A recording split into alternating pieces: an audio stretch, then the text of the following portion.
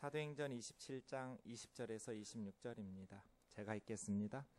여러 날 동안 해도 별도 보이지 아니하고 큰 풍랑이 그대로 있음에 구원의 여망마저 없어졌더라.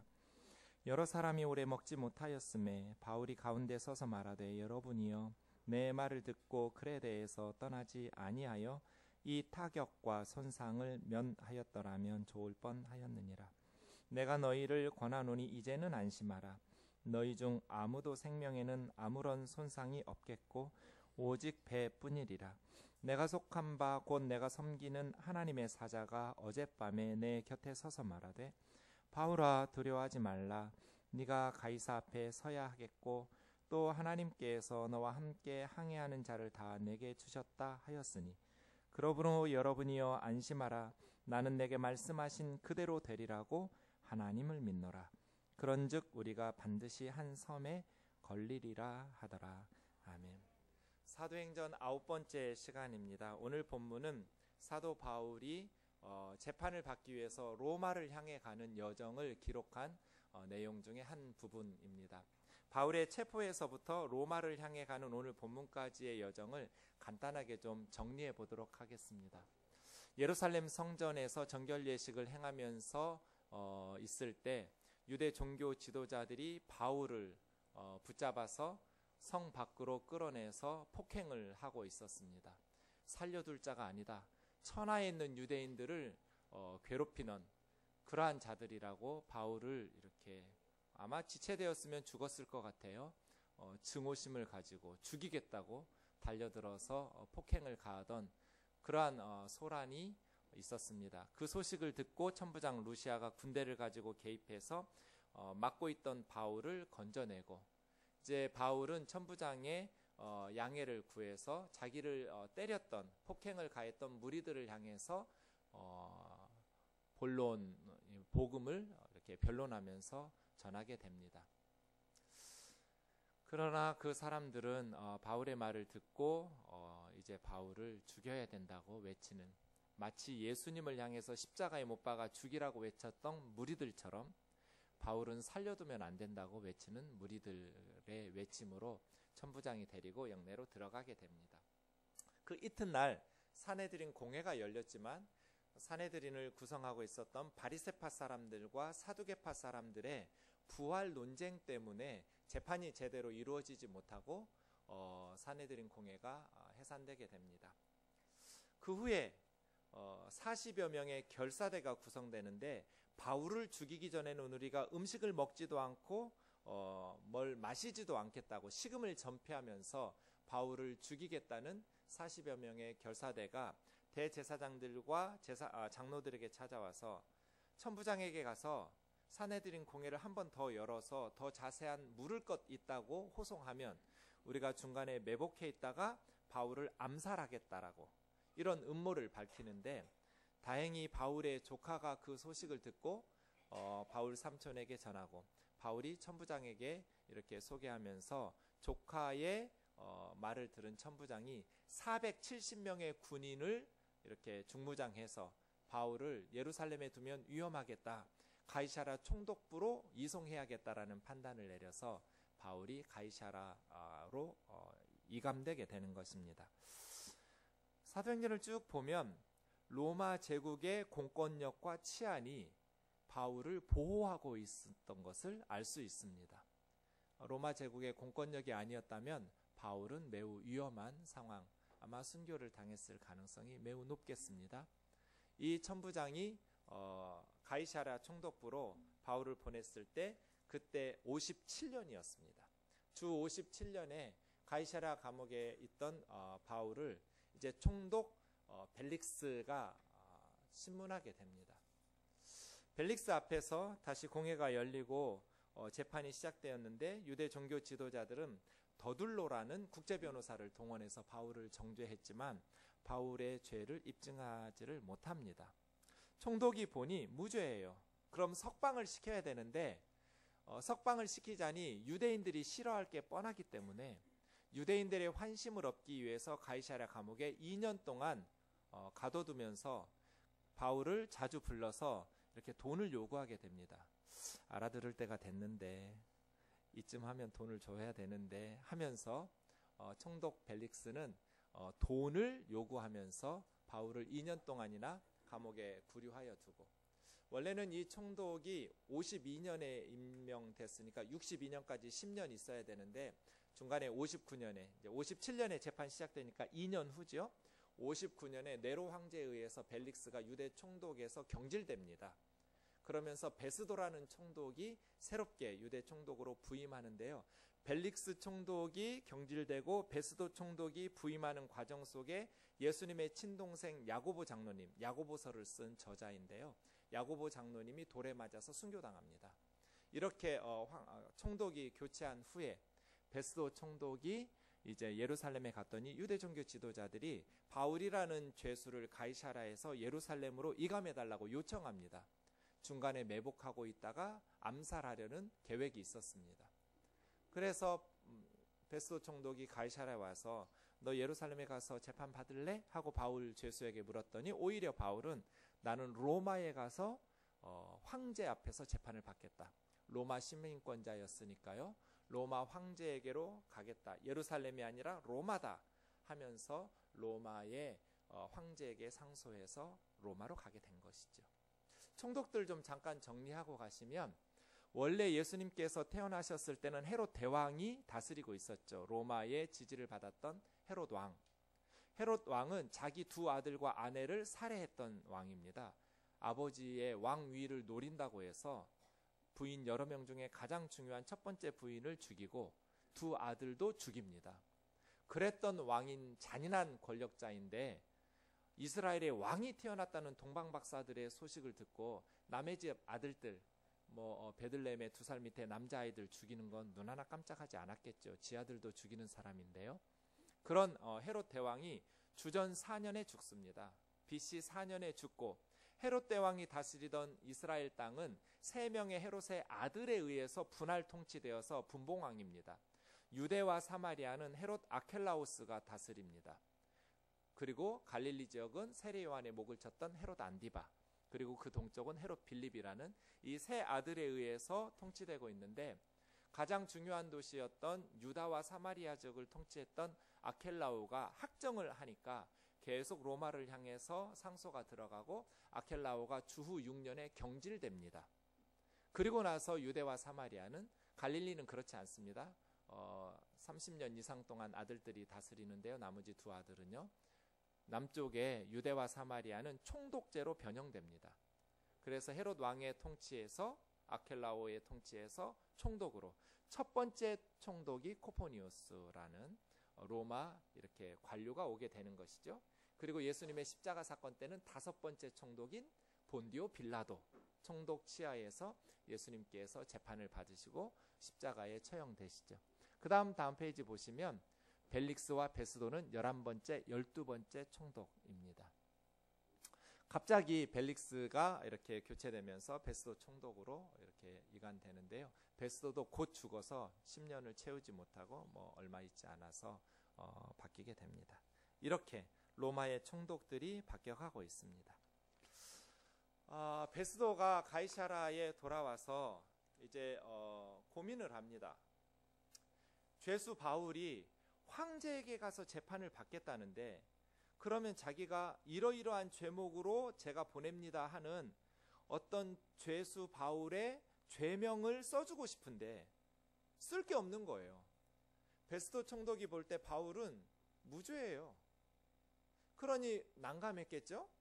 죄수가 황제에 가서 재판받겠다고 상소는 했는데 총독 입장에서 황제에게 뭐라고 편지를 써야 될지 난감했는데, 그러던 차에 헤롯 아그리파 2세 왕이 방문했어요. 신임 총독이 부임했으니까 총독부를 향해서 인사차 온 것 같아요. 아그리파 왕이 총독에게 왔을 때 총독이 말해요. 바울이 황제에게 상소했는데 내가 죄를 모르겠다고, 나보다는 당신이 유대 사정, 이스라엘 상황을 잘 알고 있으니 좀 도움을 주었으면 좋겠다 해서, 아그리파 왕도 나도 평소에 바울에 대해서 관심이 있었다 이렇게 말하면서 베스도 총독, 아그리파 왕, 그의 여동생 버니게라는 좀 문제 많은 여자였어요. 네, 남편 여러 명인 그리고 그 오빠하고 아그리파 2세하고 이렇게 바람나서 사는 오누이지간에 뭐 하여간 번이게 그리고 가이사랴 총독부는 5개 대대가 있었거든요. 천부장 5명이 있었어요. 그런 어떤 천부장들 5명이 다 있었는지 아닌지는 알 수 없지만 그리고 가이사랴의 유대주의 고위 관료들 총독과 왕과 고위직에 있었던 사람들이 다 모인 상태에서 바울을 접견실로 불러서 청문회 같은 재판이 다시 시작되는 이게 마지막 재판이에요. 로마로 가기 전 가이사랴에서 2년 만에 열렸던 마지막 재판 가운데 바울은 3가지를 말합니다. 첫 번째, 내가 예수님을 믿기 전에 어떤 삶을 살았는지. 유명한 박해자였던 뭐 시골 출신이 아니고 예루살렘에서 자기가 어떻게 기독교를 박해했는지 유대 종교 지도자들 제사장들이 다 알고 있다고. 두 번째, 자기가 어떻게 해서 예수님을 믿게 됐는지. 박해자에서 선교사로 왜 자기가 바뀌게 되었는지, 어떤 과정을 통해서 자기는 크리스찬이 되었는지를 밝히고, 세 번째, 예수님을 믿고 난 후에 자기가 어떤 삶을 살았는지, 예수님 믿기 전에 어떤 사람이었는지, 어떻게 해서 예수 믿게 됐는지, 그리고 예수 믿고 난 다음에 나는 어떻게 살았는지를 간증하면서 복음을 전합니다. 지금 자신의 생사 여탈권을 가지고 있는 권력자들이 다 모였어요. 총독, 왕, 천부장들, 그리고 고위 관료들. 그들 앞에서 자신의 무죄를 말하는 내용이 한 구절도 없어요. 재판 과정에서 피고인은 자신의 억울함을 호소하면서 무죄를 밝혀내서 풀려나는 데 관심이 집중되어 있잖아요. 그런데 이 죄수 바울은 자신의 무죄를 입증해서 풀려나는 일에 관심이 없어요. 오로지 그의 관심은 저 사람들 중에 한 사람이라도 더 예수님을 믿고 구원받게 하는 데 관심이 있는 거예요. 마지막 기회였는데 자신의 억울함을 호소하는 내용이 하나도 없고 자신의 무죄를 변론하는 내용이 하나도 없어요. 복음을 전해요. 내가 어떻게 해서 예수님 믿게 되었는지 간증하면서 당신들도 나처럼 예수 믿으라는 거예요. 사랑하는 형제 자매 여러분, 저와 여러분의 삶은 어디에 관심이 있는지요? 바울은 한 사람이라도 더 예수님을 믿고 구원받게 하는 일에 관심이 있었어요. 바울의 변론을 듣고 아그리파 왕이 28절에서 이렇게 말합니다. 네가 적은 말로 나를 권하여 그리스도인이 되게 하려는구나. 바울의 변론을 듣고 아그리파 왕의 대답이 저거예요. 나 예수쟁이 만들려고 하는구나. 정답이에요. 바울은 자기 풀려나려고 하는구나에 관심이 없었어요. 네가 적은 말로 나를 권하여 그리스도인 되게 하려고 그렇게 나를 설득하고 있다고 말했어요. 이에 대한 바울의 대답이 뭐예요? 29절 같이 읽겠습니다. 시작. 바울이 이르되 말이 적으나 많으나 당신뿐 아니라 오늘 내 말을 듣는 모든 사람도 다 이렇게 결박된 것 외에는 나와 같이 되기를 하나님께 원하네. 말이 많든지 적든지 여기에 있는 모든 사람이 쇠사슬에 묶여서 결박된 것 빼고 다 나처럼 되기를 원합니다. 나 이거 하나님께 간절히 원하고 있습니다. 나와 같이 되기를 하나님께 원하나이다. 여러분 생각해 보세요. 바울의 상황이 지금 어때요? 이 말이 지금 바울의 최후 진술이에요. 마지막 최후 진술에 나와 같이 되기를. 바울의 상황은 지금 억울하기 짝이 없는 상황이에요. 억울한 누명을 쓰고 체포당해서 뇌물이나 밝히는 총독이 무죄인 줄 알면서 풀어주지도 않고 2년 동안 계속해서 사람을 괴롭히고 있었는데 2년 만에 열린 재판에서 새로운 총독이 바뀌면서 상황이 달라진 게 하나도 없어요. 여전히 유대인들은 죽여야 된다고. 바울을 죽이기 전에는 음식을 먹지 않겠다고 결사대를 구성한 사람들이 수십 명이고 호시탐탐 바울을 죽이겠다고. 바울은 자기 동족 이스라엘 사람들에게 매국노가 되어서 요거도 먹고 가는 곳마다 바울을 죽이겠다고 달려드는 사람들에게 에워싸여 있어서 붙잡히면 죽도록 두들겨 맞고, 한 번은 돌에 맞아서 죽은 줄 알고 사람들이 성 밖으로 집어 던졌는데 쿠사일생으로 다시 일어나서 다시 그 성에 들어가서 복음 전하고, 지금까지 바울의 삶은 나처럼 되라고 말하기에는 너무나 고통스러운 삶이었어요. 바울이 돈이 많았나요? 아니요. 권력이 있었나요? 아니요. 잘생겼나요? 아니요. 여러분 인터넷에서 바울 그림들 한번 찾아보세요. 한 가지 공통점이 있어요. 다 못생겼어요. 뭘 보고 자기처럼 되라는 거예요? 고린도후서 11장 우리 잘 아는 대로 사람들이, 가짜 선생들이 교회 다니면서 자기가 그리스도의 종이라고, 그리스도의 일꾼이라고 말하니까 그 거짓 그리스도의 일꾼들과 비교하면서 자기 얘기를 해요. 이런 말 잘 안 하는데 바울이, 내가 수고를 넘치도록 하고 옥에 갇히기도 더 많이 하고 매도 수없이 맞고 여러 번 죽을 뻔하였으니 유대인들에게 40에 하나 감한매, 모세 율법에 40대까지 때리게 되어 있어요. 그런데 숫자 세다가 40대를 때리라는, 넘기지 말라는 율법을 어길까봐 유대인들은 39까지만 때려요. 40대까지 때리더라고 때릴 수 있지만 39, 그래서 40에 하나 감한 매예요. 39대까지 5번을 맞았어요. 유대인들에게 붙잡혀서. 그 다음이요, 3번 태장, 태장은 막대기라는 단어의 원문에는 매 맞은 거예요. 그리고 1번 돌로 맞고, 3번 선교여행 하다가 배가 파선하고 배가 3번이나 부서졌어요. 로마로 가면서 1번 또 부서지거든요.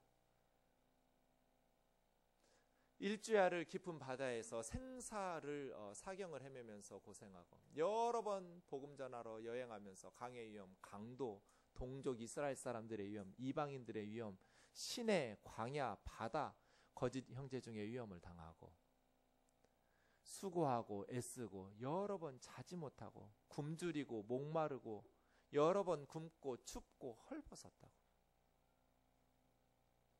뭘 근거로 자기처럼 되라는 거예요? 저렇게 살라는 거예요? 이 모든 일을 고사하고 마음이라도 편했냐? 바울 맘 편히 산 사람 아니에요. 날마다 눌림이 있었던 사람이에요. 우리는 바울은 믿음이 좋으니까 주님에게 모든 것 맡기고 편안하게 살았던 것 같지만, 아니요, 바울의 말은 달라요. 나는 날마다 속에서 눌리고 살았다고. 왜요? 교회들 위해서 염려하느라고. 교회들 걱정이 되는 거예요. 성도들 염려가 되는 거예요. 그러니까 바울은 모든 걸 주님께 맡기고 맘 편히 산 사람도 아니에요. 걱정하고 염려하느라고. 그런데 왜 자기처럼 되라는 거예요? 바울의 현실은 눈 뜨고 보기 힘들 만큼의 역경과 고난의 연속이었어요. 그런데도 불구하고 바울은 자신 있게 말해요. 오늘 이렇게 결박된 거 외에는 여기 있는 모든 사람이 나처럼 되기를 원합니다. 왜요? 예수 그리스도 때문이죠. 여러분의 현재가 과거의 접니다. 저도 과거에는 예수 믿는 사람들을 박해하고 죽이는 일에 앞장서고 외국에까지 쫓아다니면서 예수 믿는 사람들을 잡아다가 형벌 주는데 혈안이 되어 있었던 박해자였습니다. 여러분과 똑같았던 사람입니다. 그런 나에게 하나님께서 은혜를 베푸셔서 부활의 주님을 만나게 해주셨습니다. 예수님을 알게 해주셨습니다.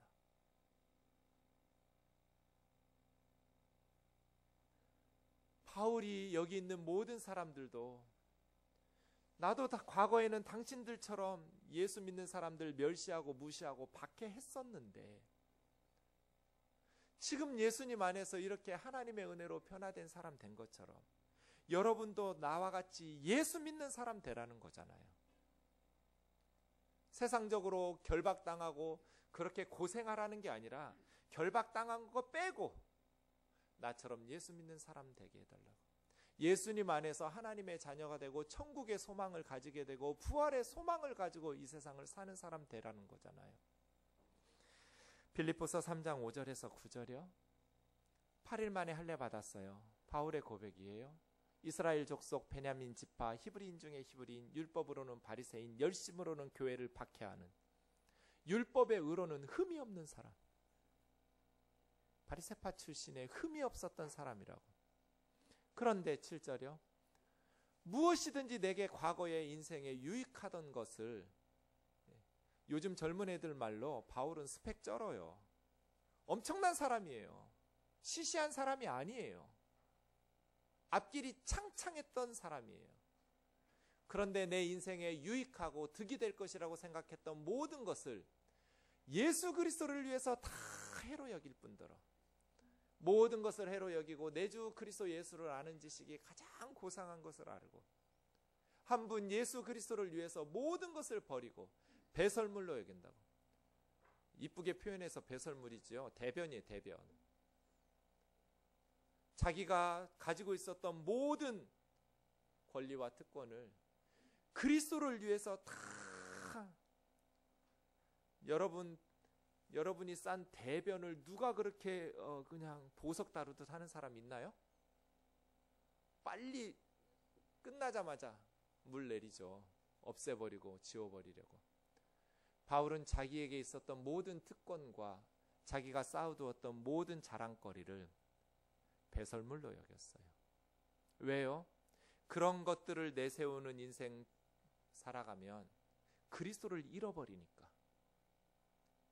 그리스도를 얻기 위해서 모든 것을 배설물로 여기고 한 분 예수 그리스도를 얻은 거죠.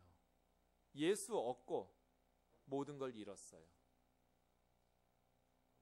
그리고 그리스도 안에서 발견되어 버렸어요. 예전에는 그리스도 밖에서 예수 믿는 사람들을 박해했던 바울이 이제는 그리스도 안에서 그리스도의 제자가 되어서 복음을 전하는 선교사가 되었어요. 그래서예요. 나와 같이 되라는 것은 예수님 안에서 소망을 가지는 인생을 살라는 거잖아요.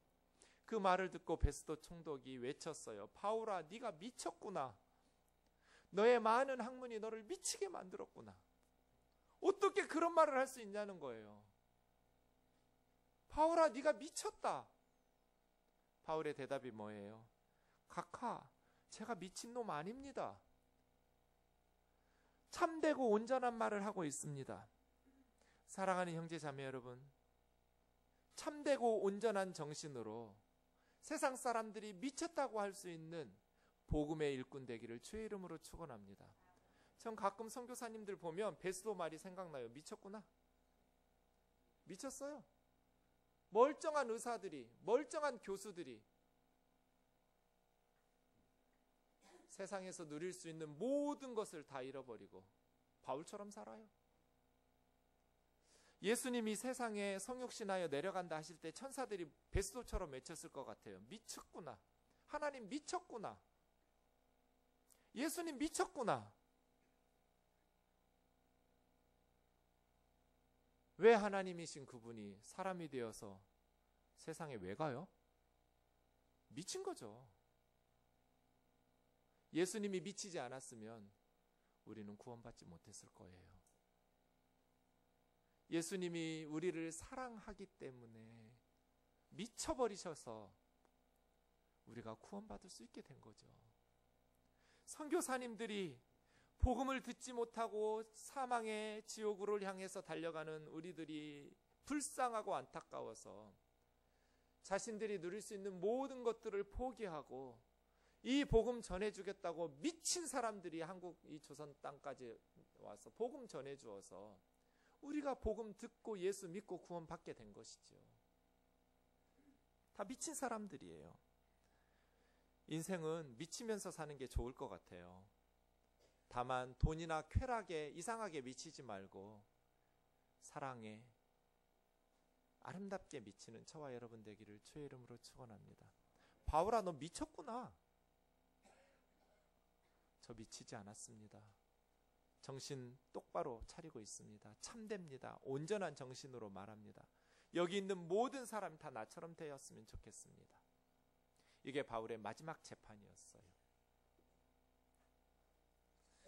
27장 1, 2절 이제 로마로 가고 있습니다. 그런데 두 가지 단어가 눈에 띕니다. 첫 번째 단어 우리가. 사도행전에는 위 섹션이라고 하는 우리가라는 주어로 시작하는 본문이 네 군데 있습니다. 여기가 마지막 네 번째 27장 28장이 마지막 위 섹션의 네 번째 본문입니다. 무슨 뜻입니까? 사도행전의 저자인 누가도 함께 배에 올라탔다는 뜻이에요. 가이사라에서 로마로 재판받으러 가고 있을 때 사도행전의 저자 누가도 함께 그 배에 올라탄 거예요. 그래서 우리가예요. 그리고 2절에 보시면 4절 6절에도 나오는 데살로니가 사람 아리스토하고라는 사람이 함께 갑니다. 데살로니가에는 깡패들을 동원해서 유대인들이 바울을 죽이겠다고 달려들었던, 바울이 복음 전할 때 가장 힘들었던 교회 중에, 도시 중에 하나가 데살로니가입니다. 그 박해 중에서 예수님을 믿게 되었던 데살로니가 교회 출신의 아리스토하고라는 사람이 함께 배에 올라탑니다. 나중에 바울이 로마에 가서 로마 감옥에서 옥중서신을 씁니다. 그 옥중서신 중에 골로새서와 빌레몬서에 보면 아리스토하고가 나옵니다. 그런데 나와 함께 갇힌 아리스토하고 이렇게 말합니다. 로마에 가서 아리스토하고는 중간에 떨어진 거 아닙니다. 로마까지 함께 가서 바울과 함께 감옥에 갇혀 있는 거예요. 그리고 빌레몬서에 보면 동역자 누가와 아리스토하고가 로마에 함께 있었음을 밝히고 있습니다. 사랑하는 형제 자매 여러분, 바울 지금 여행 가는 거 아니에요. 유람선 탄 거 아니에요. 죽으러 가는 거예요. 재판받으러 가는, 쇠사슬에 묶여서 중무장한 군인들이 눈을 부릅뜨고 지키고 있는, 도망가지 못하도록. 로마에 가면 죽음이 기다리고 있다고 고백하던 그런 길이에요. 그런데 로마로 가는 그 배에 바울 혼자 가도록 성도들이, 형제들이 그냥 모른 척하지 않았어요. 누가와, 의사니까요, 누가와 아리스토하고가 함께 배에 올라타면서 동행한 거예요. 그래서 로마행의 바울의 그 여행은 외롭거나 고독하지 않았을 거예요. 함께하는 동역자들이 있었어요. 사랑하는 형제 자매 여러분, 죽음이 기다리고 있는 로마를 향해 가는 바울, 혼자 내버려둘 수 없다고 함께 배에 올라타는 동역자. 바울에게는 누가와 아리스토하고가 있었어요. 사랑하는 형제 자매 여러분, 우리도 주님을 섬기는 종들의 통역자가 되기를 원합니다. 누군가의 통역자가 되기를. 최고의 선물은 함께하는 거죠. 우리가 선교사님들이나 하나님 나라를 섬기는 일꾼들에게 세 가지로 도울 수 있어요. 가장 작은 것, 셋 중에서 가장 작은 것이지 사실은 큰 거예요. 첫 번째는 돈이에요. 돈으로 후원해야 선교가 가능하잖아요. 돈으로 후원해야 교회가 가능하잖아요. 두 번째, 기도예요. 기도해줘야 선교할 수 있고 기도해줘야 목회할 수 있어요. 여러분이 저를 불쌍히 여긴다면 기도할 거예요. 제가 사탄이라도 목사를 쓰러뜨릴 거거든요. 그럼 교회는 아수라장이 될 거니까요. 성도님들이 당하는 고난과 목회자들이 당하는 그러한 고난은 급이 달라요. 제가 해보니 그래요. 그래서 기도할 거예요. 선교사들은 더 하겠죠? 얼마나 어려움이 많겠어요? 그들을 돕는 두 번째 방법은 기도예요. 세 번째, 가장 큰 선물이 있어요. 함께 동역하는 거예요. 같이 배 올라타는 거 말이에요. 선교지에 함께 날아가서 복음 전하는 거. 누가와 아리스토하고, 바울 혼자 로마로 가도록 방치하지 않고 그 배에 올라탄 사람들, 위험한 일이에요. 그런데 끝까지 함께하면서 감옥에 함께 곁을 지켜주고 있는 사람들, 동역자죠. 동역자. 저는 우리 이화순 권사님 돌아가시면 많이 울 것 같아요. 뜨인돌 교회에 젊은 사람들만 몇 명 있을 때, 개척 초창기에 저 혼자 새벽기도 한 날도 많아요. 성도가 아무도 안 와가지고. 어느 날 할머니 한 분이 오셨어요. 새벽 예배에. 그 뒤로 빠지지를 않는 거예요. 날마다 새벽 예배 오는데 주일에는 안 와요. 자기 교회 가시죠. 어느 날 이 할머니가 결단을 하셨어요. 수십 년 다녔던 교회에 친구들 다 두고 뜨인돌교회로 옮기셨어요. 제가 너무 불쌍해 보였나 봐요. 그때는 20대, 30대 젊은 분들밖에 없었어요. 그래서 교회 가끔 나이 드신 분들이 주일 예배 드리고 한마디를 남기셨어요. 이 교회는 젊은 사람밖에 없네요. 저는 그게 무슨 말인지 몰랐는데 나중에 알았어요. 다음에는 안 와요. 그 말이에요. 왜냐하면 아무리 교회가 마음에 들어도 마음에 들 것도 없었지만 같은 또래가 없으니까 신앙생활이라는 게 같은 또래들도 있고 좀 그래야 하잖아요. 그러던 시절에 우리 이화순 권사님 혼자 참 외롭게 자리를 지켰어요. 전 권사님 혼자 앉혀놓고 새벽 기도도 많이 했어요. 둘이 새벽 예배 드리는 거예요. 성도가 없으니까. 얼마 있다가 김복순 권사님이 오셔서 정말 다행이라고 생각했어요. 이 두 할머니가 몇 년을 둘이 자리 지켰어요. 지금은 우리 권사님들이 많이 오셔서 얼마나 뿌듯한지 몰라요. 우리 이화순 권사님 정신이 왔다 갔다 하셔요. 이제 친구들이 왔는데 건강을 이렇게 나이 많이 드셔가지고 젊으셨을 때처럼 좀 그때도 늙으셨지만 좀 젊으셨을 때처럼 이렇게 많이 거동하고 막 이렇게 많이 못 하셔요. 안타까워요. 동역자죠, 동역자. 최고의 선물 같아요. 누군가의 동역자가 되어주기를. 그냥 당신은 월급 받으니까 뭐 일해야지. 선교사님이야 사명 받았으니까 복음 전해야지. 그건 내 일이 아니에요? 우리 일이죠. 동역자죠. 동역자. 같이 울면서 기도해주고 같이 웃으면서 기뻐해주고 같이 영혼들 때문에 안타까워하고 그래서 하나님 앞에 간구하고 물질이 필요할 때, 기도가 필요할 때 여러 모양, 여러 모습으로 함께하는 통역자 말이에요. 그러다가 죽으러 가고 있는데 바울 혼자 두지 않고 함께 죽겠다고 나서는 사람들. 누가와 아리스도하고 그러한 동역자들, 복음을 위해서 헌신하는 하나님 나라의 일꾼들의 동역자가 되기를 주의 이름으로 축원합니다. 3절부터 보겠습니다. 그 다음 날 시돈에 배가 됐습니다. 율리오라는 백부장이 총지휘관입니다. 그리고 사람들과 함께 대접받기를 시돈의 성도들과 교제하기를 허락하고 그 다음 구브로 해안을 의지하고 항해했습니다. 그 다음이요 길리기아, 밤빌리아, 루기아. 그 루기아의 무라라는 시에서 무라시에서 배를 갈아탔습니다. 첫 번째 탔던 배는 그 아시아에서만 다니는 무역선이었기 때문에 이제 이탈리아로 가는 로마 가야 되니까 무역선으로 곡물을 싣고 가는 무역선입니다. 그 곡물 수송선인 알렉산드리아라는 배에 올라타서 무라시에서 갑니다. 그 다음이요 배가 더디 가는데 겨우겨우 크레타 섬에 도착했고 거기 미항이라는 그런 항구에 있었습니다. 사도행전 공부할 때는 성경 옆에 뭐가 있어야 돼요? 네, 저게 있어야 돼요. 말로만 보면 몰라요. 가이사라에서 노란 원 바로 아래쪽이 가이사라예요. 그 총독부에서 시돈은 바로 위쪽이죠. 예, 바로 위쪽에 시돈에서 있고 거기서 노란 원인 구브로 섬. 여기는 1차 선교 여행 때 바울과 바나바가 첫 번째로 선교 갔던 도시 섬이죠. 예, 구브로 섬. 거기서 무라시 저 위에서 배 갈아타고 빨간 원 있었던 그레데 섬. 거기에 미항이라는 곳에 도착한 거예요. 자, 저 지역들 바울에게는 너무나 익숙한 동네예요.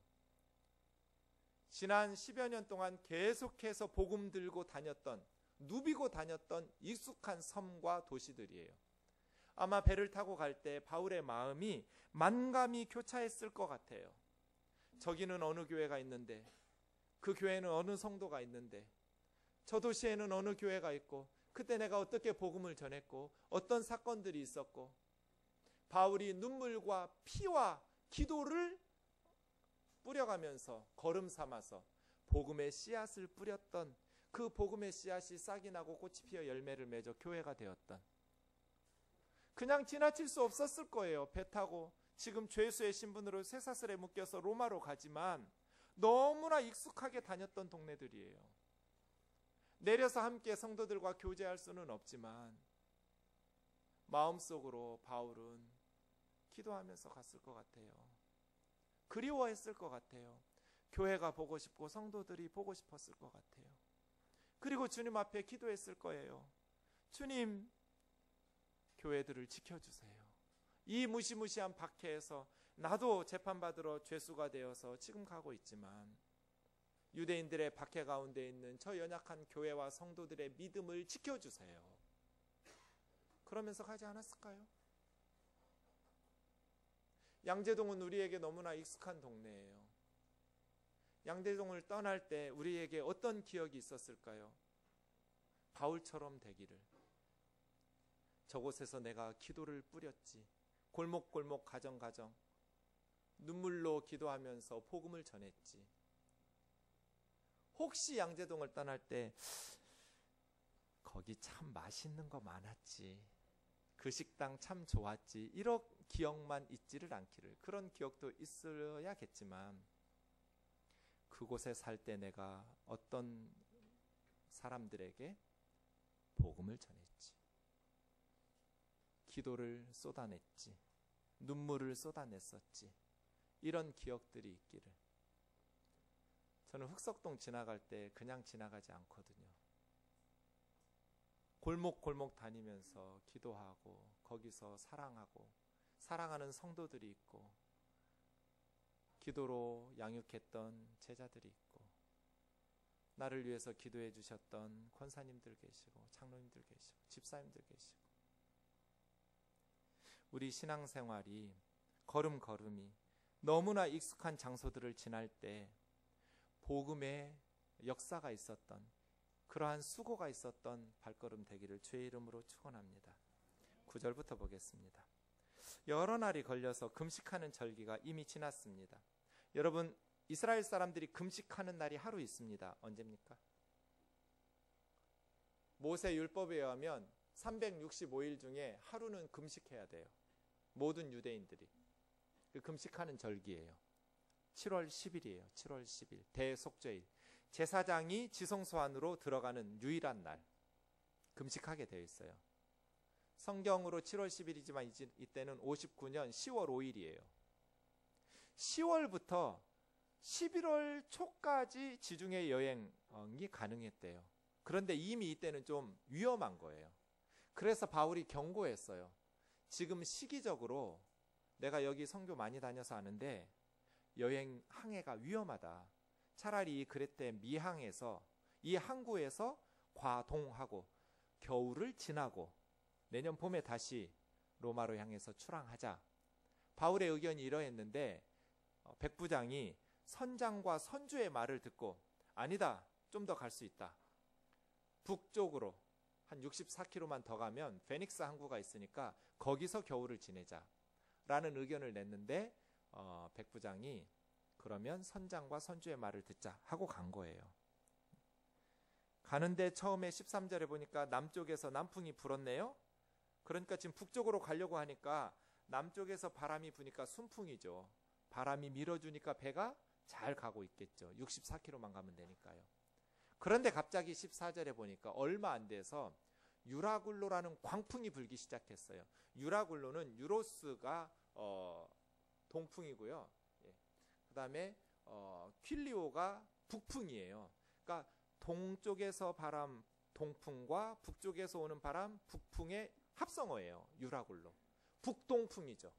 그런데 엄청나게 센 북동풍이 지금 남쪽에서 불어야 우리가 가려고 하던 북쪽으로 잘 갈 수 있는데 반대로 바람이 바뀐 거예요. 북동쪽에서. 그런데 광풍이에요. 광풍이 뭐예요? 미친 바람이에요. 바람이 미쳤어요. 온통 미쳤네요. 광풍이 불어서 배가 깨질 것 같은 거예요. 이 알렉산드리아호가. 그래서 할 수 있는 게 아무것도 없었어요. 15절에 보면 바람에 밀려서 어떻게 조작할 수가 없어서 배를 조정이 안 돼서 그냥 바람에 두고 그대로 쫓겨난 거예요. 그 다음에요, 가우다라는 작은 섬 아래로 간신히 거루를 잡아서 이제 스르디스에 걸릴까봐, 모래톱이에요. 모래톱에 걸릴까봐 겨우겨우 연장을 내리면서 쫓겨가는데 18절이요, 사공들이 짐을 바다에 풀어버리고, 이제 배가 가벼워져야 되니까 곡물선이니까요, 곡물 같은 거 다 바다로 집어 던진 거예요. 그 다음에요, 19절에 사흘째 되던 날에는 이제 유라굴로가 시작된 사흘 만에는 배 도구까지 다 집어 던졌어요. 20절, 해도 보이지 않고 별도 보이지 않았어요. 당시에 뭐 나침판도 없고 육분의도 없으니까요, 좌표 역할을 해준 게 해와 별이잖아요. 해도 안 보이고 별도 안 보이니까 자신들의 위치 파악이 안 되고 방향을 잡아갈 수도 없는 거예요. 결론은 뭐예요? 구원의 여망이 없어졌더라. 바람은 자그라지지 않고 큰 광풍은 지속되고 해도 별도 보이지 않고 이제 배를 조작할 수 있는 도구들도 다 바다에 집어 던졌고 죽을 수밖에 없구나. 그래서예요. 이런 구절은 참 이렇게 설교하기 좋죠. 주의 종의 말을 안 들으면 광풍을 만납니다. 목사 말 안 들으면 유라굴로에 망합니다. 이 구절은 그런 구절 아니에요. 여러분 백부장이라면 누구 말 듣겠어요? 바울도 선교 경험이 많지만 어쨌든 바울은 여행자이고 선장과 선주는 지중해 바다에서 잔뼈가 굵은 사람들이잖아요. 그 사람들 말을 들은 것이, 그러면 저라도 선장 말 듣지 선교사 말 듣겠어요?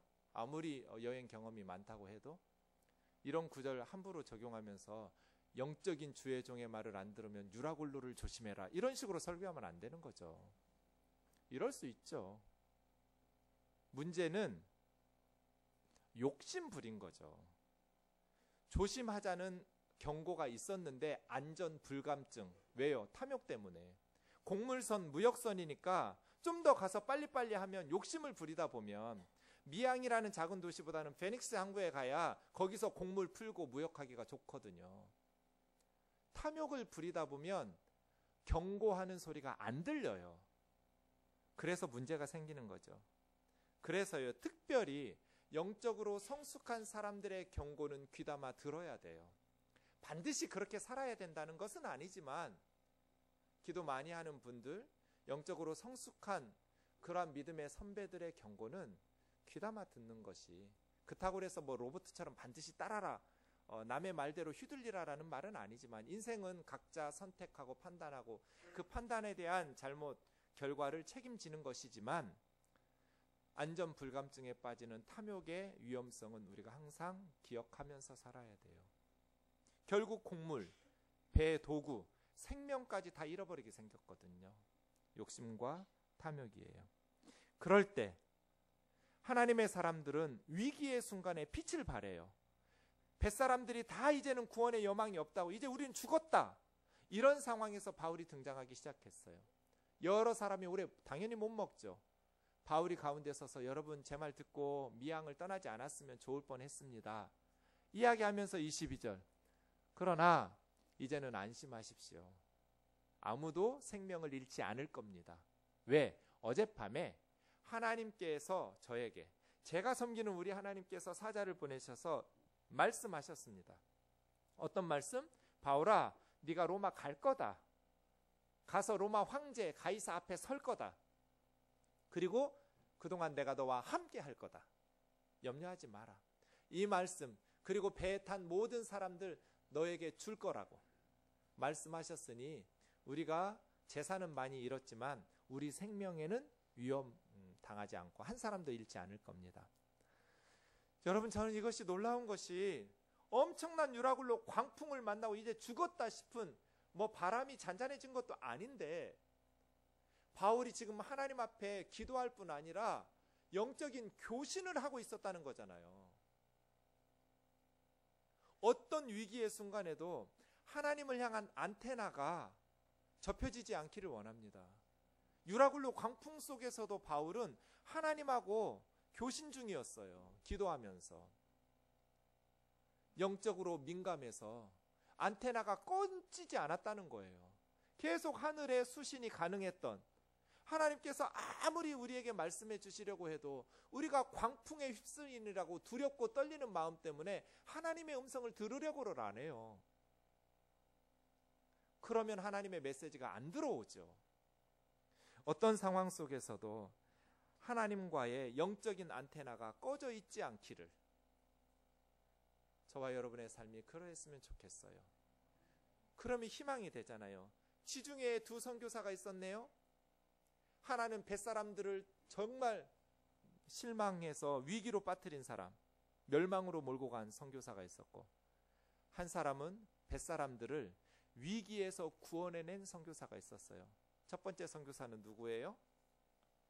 지중해의 두 선교사, 뱃사람들을 위기로 빠뜨린 첫 번째 선교사는 누구예요? 요나죠, 요나. 두 번째 뱃사람들을 위기에서 구원해낸 선교사는 바울이에요, 바울. 우리가 하나님의 말씀에 순종하고 영적으로 깨어 있으면 멸망하는 사람들을 구원할 수 있어요.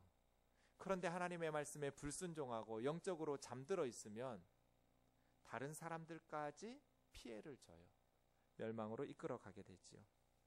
두려워하지 마라. 왜요? 복음 때문에. 말씀을 정리해 봅시다.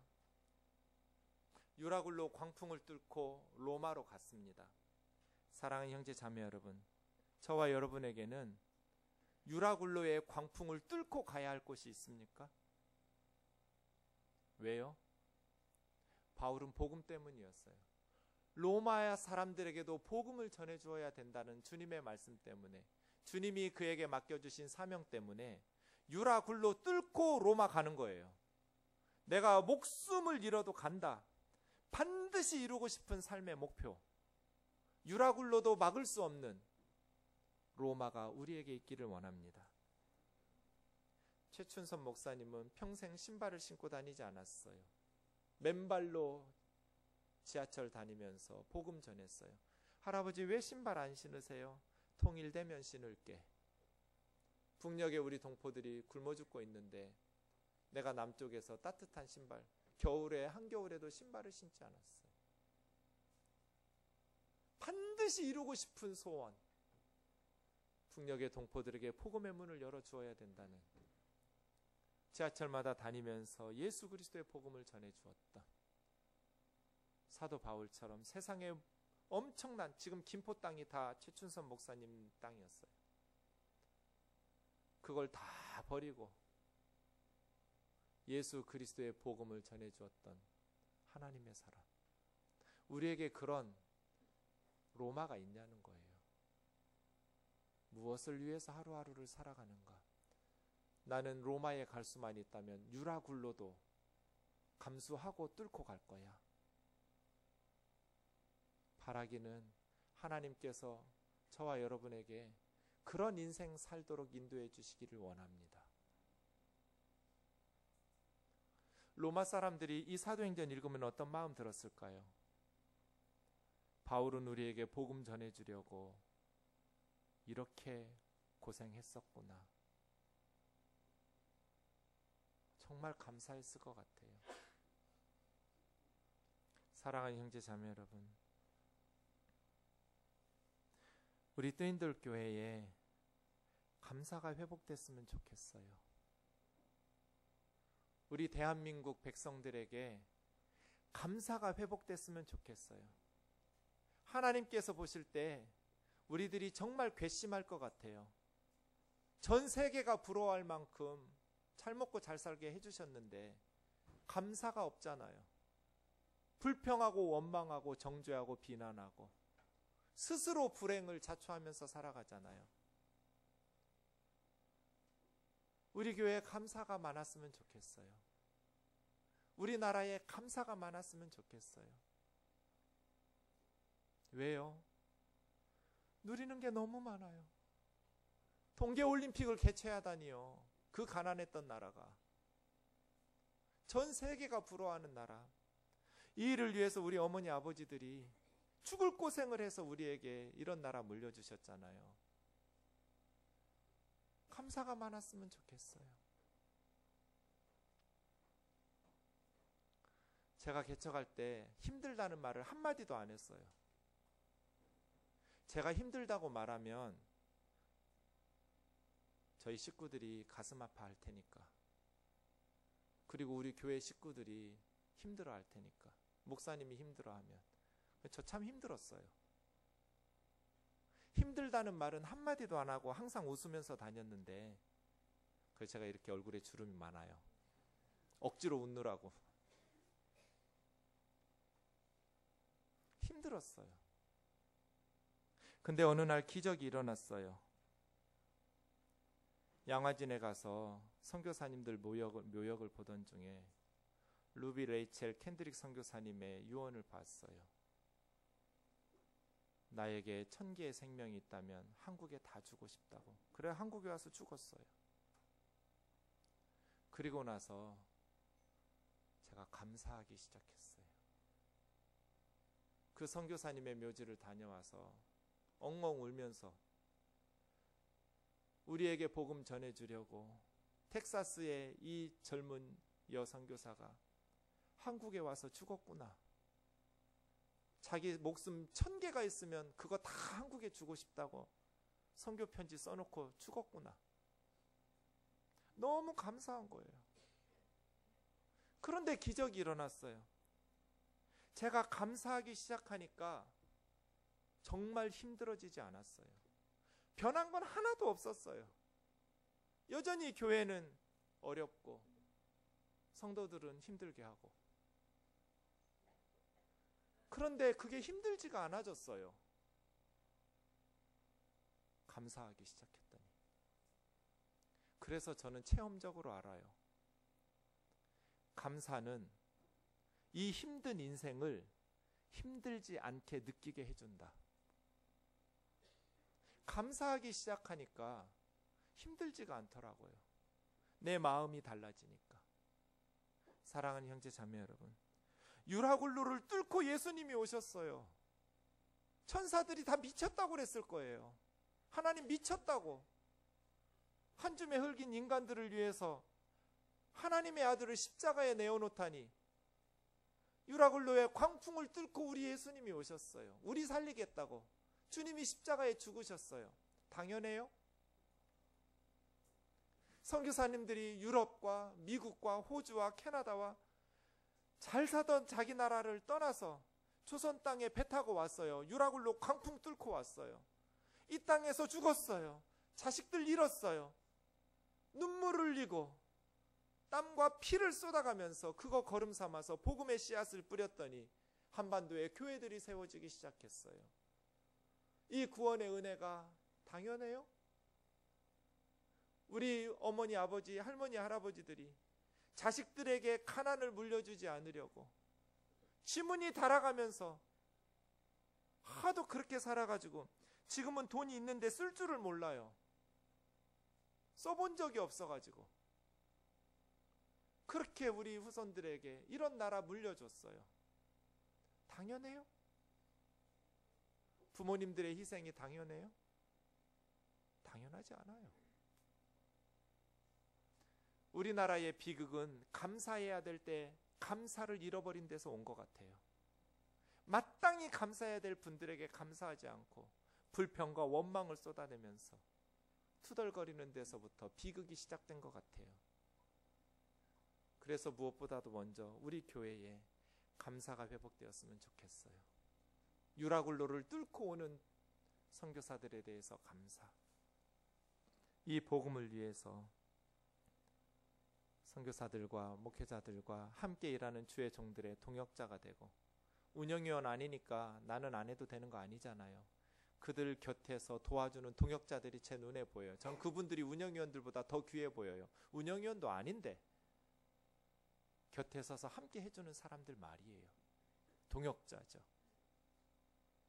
띠인돌 찬양